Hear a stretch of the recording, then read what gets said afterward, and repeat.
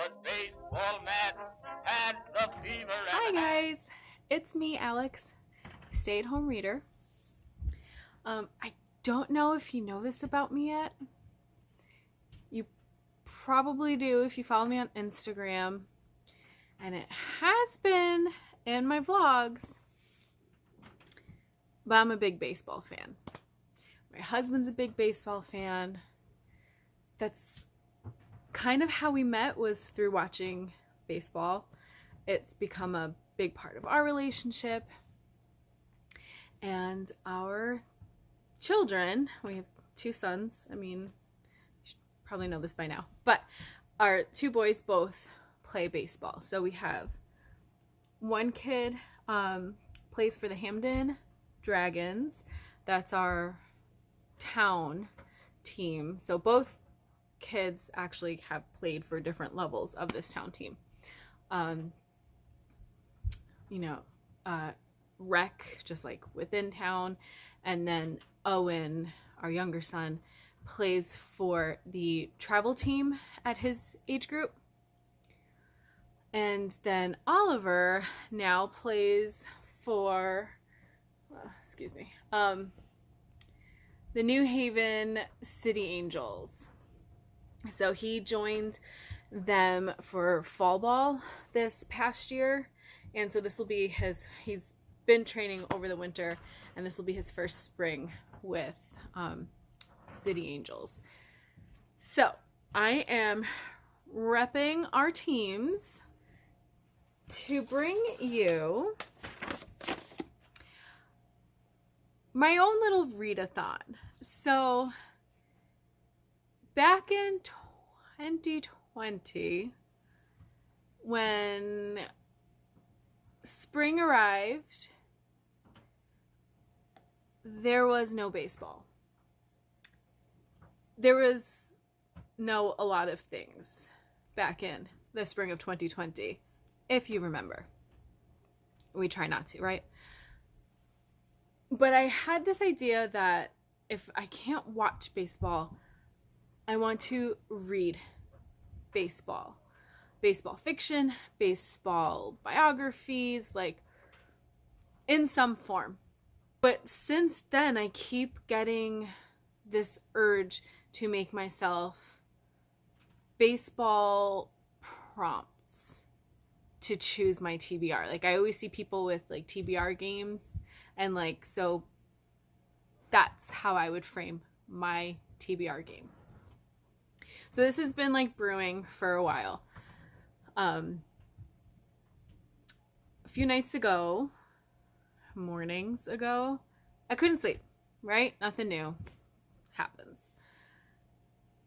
So instead of like fighting and trying to fall back to sleep, I was just like, man, I'm awake. Let's come up with a baseball readathon for myself. And at the time I was thinking like something for April, and then I was just firing with all these different ideas. Like, okay, I'll do October then. So we'll do season opener and then like championship World Series. And so I'll bookend the baseball season. But then I had even more ideas. And so I thought, oh, I will do like a mini mid-season readathon. Okay, and it'll be like the All-Star break comes mid-season, and also, baseball's a really long season.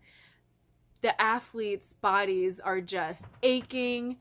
Teams are slumping. The travel is getting to players. Like, mid-season can be rough on a baseball player. So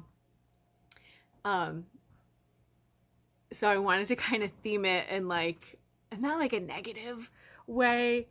I'm getting ahead of myself, okay? So I told the kids in the morning, I came up with these ideas for myself.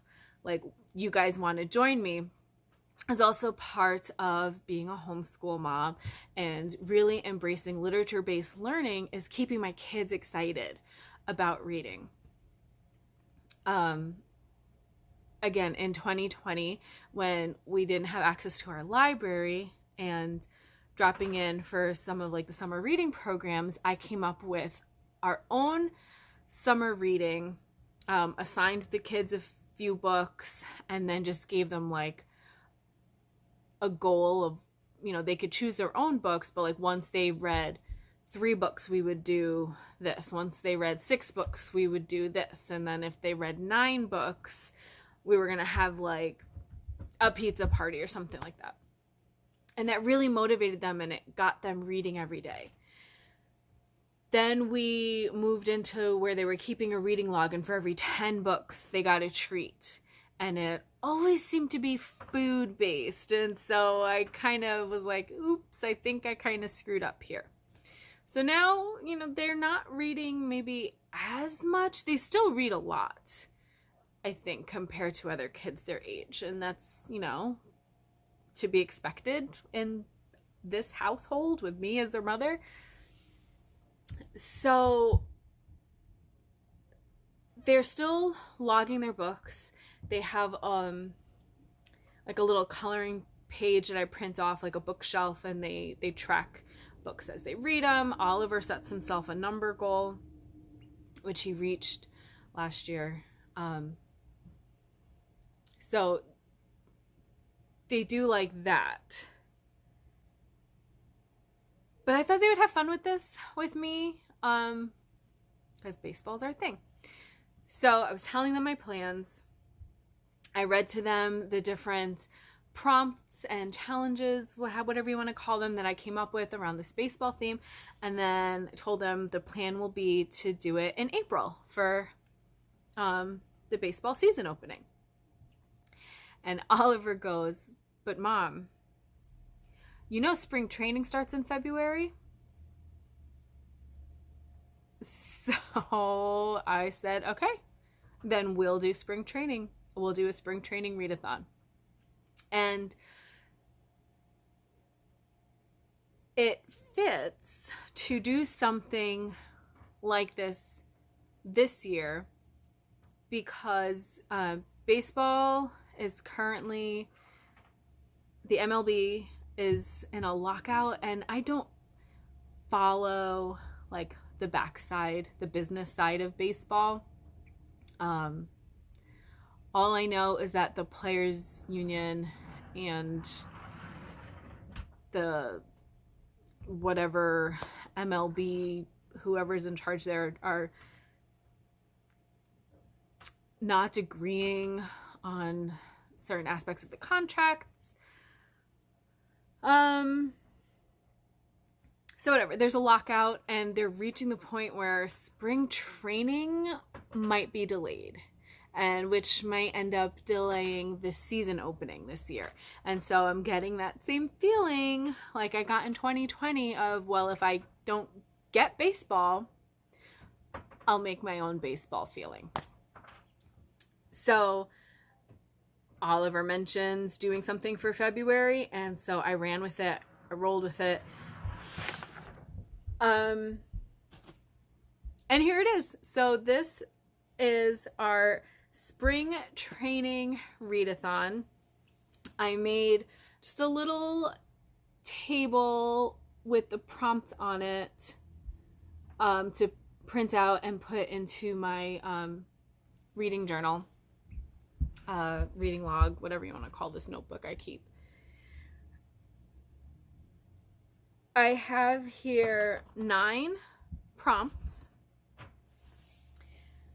So the prompt titles are obviously themed to the sport. The book selections, so the actual book criteria for each prompt, you can make it about baseball, or you can just make it just a general book prompt and choose whatever fits the prompt and also aligns to your personal reading taste. So the first prompt is, what Super Bowl? Most Americans in February are all about football. But not my house. The best thing about the Super Bowl is that it gets us closer to baseball. Once football is done, now ESPN Sports Center will focus on baseball. So, prompt number 1, what's Super Bowl? Who cares about football? Read a baseball book. So that's the only one that it has to be a baseball book. There is literary fiction on the theme of baseball. There is historical fiction. There's romance. There's smutty, like erotica romance titles with athletes. There's nonfiction, obviously. Biographies. There's obviously a racial history with the Negro Leagues and breaking the color barrier in baseball. What else? Stephen King has a short story about a murderous catcher.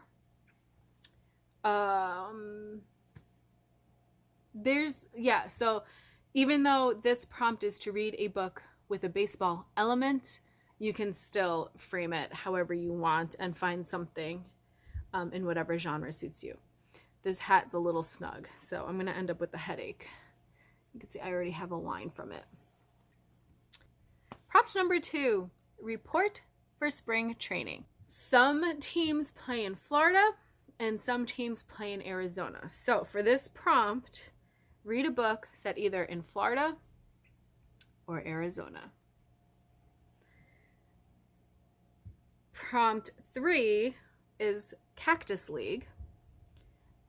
And now this is what the teams that play spring training in Arizona, they're called the Cactus League. So read a book with a cactus or a succulent on the cover, or with a prickly character, or with a bearded man on the character, prickly, whatever you want, right? There is no umpire, there's no review on the play, or on the call. Do what you want. Make it fun. Again, this is just something for me and my kids that I wanted to share with whoever wants to join. And so, do with it what you will. Number 4 is Grapefruit League. And this is the league that plays in Florida for spring training. Read a book with citrus fruit on the cover. Number 5, team colors. Read a book with your favorite team's colors on the cover. See, this is really broad. Number 6, team mascot. Mascot, kind of the Spanish word for pet is mascota. Mascot. So read a book about an animal or with an animal on the cover in the title.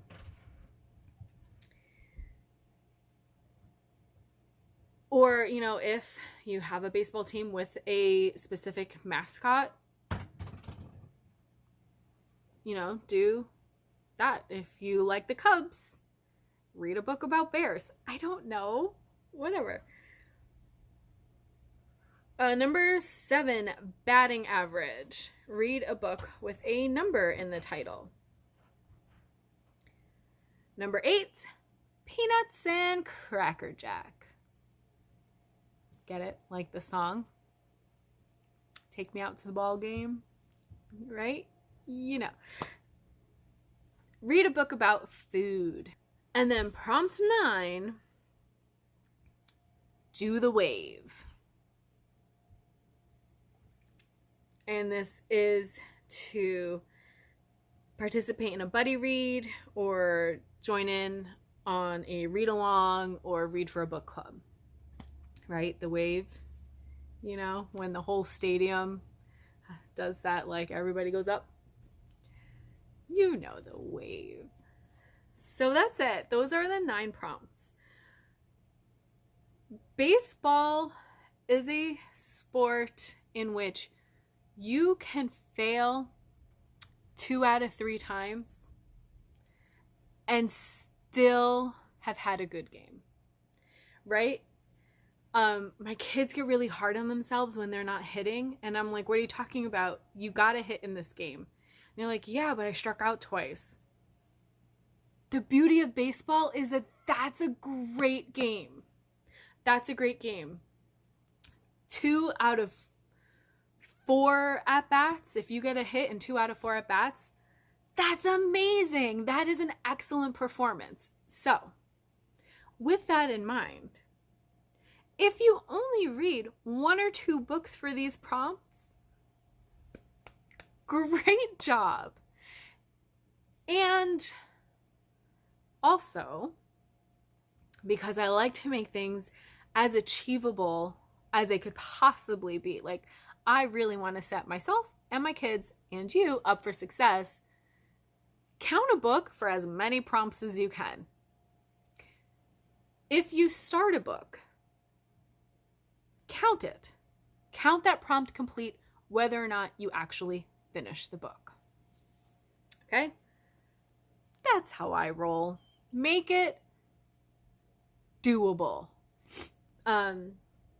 Yeah, just set yourself up for success. So I have this table with the prompts, cut it out, stuck it in my notebook, and then down here I, also just have whatever else my reading plans for the month include, book clubs, and then read alouds with the kids. But then I want a way to track what I actually read for the prompts. So what I did was I found a printable scorecard and just took a slice out of it, and I'm going to use that as my book tracker. So here's what that looks like. So if you have ever scored a baseball game, what you have is this column here to put the player's number, the player's name, the position that player is playing in. So obviously we're not going to use all that. And then this here represents the at-bat for the first inning. It would repeat the same thing for the second, third, fourth inning, on and on and on.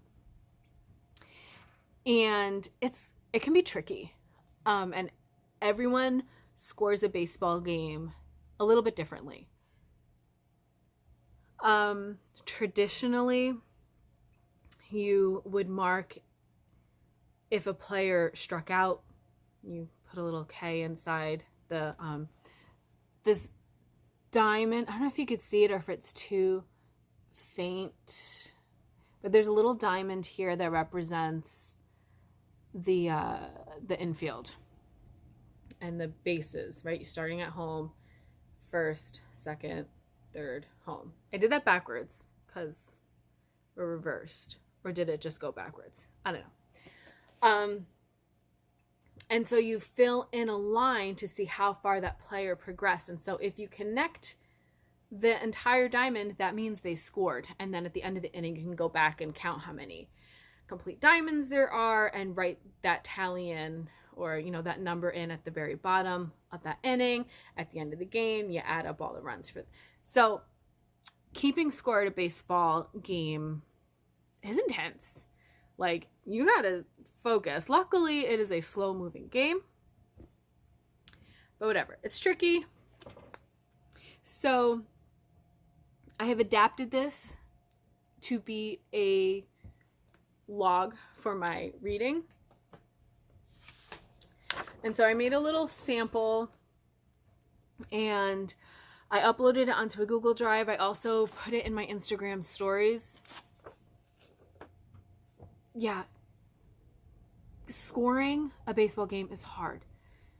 If this is overwhelming to you, don't do it. If you just want to list the book titles, that's fine. So, in the top, we have these 5 squares. They represent, in a baseball game, the pitch count. right? 3 balls, 2 strikes, because anything past that, 4 balls, the player gets on base with the walk, 3 strikes, and the batter is out. So I'm going to, instead of counting balls and strikes, I'm going to fill those in to represent my star rating for a book, right? Makes sense. Then instead of counting whether or not a batter has gotten on base, I'm going to use this to represent if I have started the book. And then, you know, how far I've gotten with the book. Did I make it halfway? Then look, I'm on second base. If I completed the book, I scored, right? A run scored. If I DNF a book, so if a batter, or if now they're a runner because they're on base, is thrown out like from on their way to second base, you would put this little line cutting off their path to second base. The same thing if they got thrown out on their way to third, you just kind of cut them off on their way there, and that's an out. So this is extra, right? But it's just me having fun with the baseball theme. This is just fun. So that's how I'll track a DNF, based on how far I am into the book when I DNF it. Did I make it halfway? Did I go past halfway? So then at the bottom is you keep track of how many runs were scored in the inning. So that's going to be how many books I read for the readathon. Hits typically means not necessarily that a player scored, but that they hit the ball and got on base, right? I'm going to consider that how many books did I give 4 stars or higher, 4 or 5 stars. What's this? Errors. This is when a player on the field misplays a ball. And so instead of the batter being out, they get on base, and instead of counting as a hit for the batter, it's counted as an error against the team on defense. So as far as reading goes, I'm going to call an error a DNF. So how many books did I DNF? And then left on means at the end of the inning, once there are 3 outs, how many players were still left on the bases but didn't get a chance to score. And so that I'm going to consider how many prompts did I not get to. This seems complicated, and so I'm sure this is making everyone like, well, fuck that, I'm not doing this, right? This is just, if you happen to be a baseball fan like I am, have fun with this. If you are not a baseball fan, if you're like, excuse me, what? Ignore it. Just do the prompts, or as many of the prompts as you want, right? And forget the whole baseball theme altogether. Just join me. I like building TBRs, and I think finding books to fulfill a prompt is like its own little game. And so I have a blast doing that, whether or not I'm actually going to end up reading it. So if that's all you want to do is just take the prompt and say, oh, I would count this, or I would read this, give me suggestions, just let me know. Build the TBR, have fun doing that. You don't have to read the books. Play along. You don't have to be a baseball fan. This is just fun. This is me getting excited about 2 things I love: baseball and books, and just wanting to share it with my buddies on the internet. So I don't know. Let me know what you think. I already have plans for April. Prompts all set out for that. So in April, I have a little opening day readathon, and this is just, based on the positions You know, 1 is the pitcher, 2 is the catcher, 3 is first, 4 second, 5 thirds, shortstop. So I have a list of prompts, and then I'm just going to check them off. I'm not going to do that whole scorecard thing again. Mid-season, I made a bingo card, and then we'll come up with something for October. I have prompts. I just need a little tracker. I'm in, guys. Like, baseball is a long season. So this is how I am keeping myself excited for my reading year, hoping to get a lot of stuff off my TBR. Join me if you want. Don't. That's fine. But yeah, my kids and I are going to be doing this. And so we'll be back with the TBR, and you'll see how we can adapt prompts for any age level, for any reading tastes. I don't see my husband joining as much as he likes reading about baseball, and I mean, we have our own collection of baseball biographies. But he doesn't read that much in a month, like 1, 2 books at the most, 3 if they're quick thrillers. So I don't know that he would join, but my kids read a decent amount, and also you'll see how we, you know, make it, they're not all novels. Graphic novels, picture books. We were just at the library, we picked up a couple biographies in picture book format. I love those. Those are so great. Even like for myself, because I feel like I'm learning a lot and it's quick and they're good diving off points. Like, you can go find something else in more depth later. So yeah, we'll be back with our actual TBRs and how we're fulfilling the prompts. So I will put links to the Google Drive that has the PDFs of the prompts, the scorecard, and then there's also a JPEG on there of my sample scorecard. Okay, that's it for now. Bye.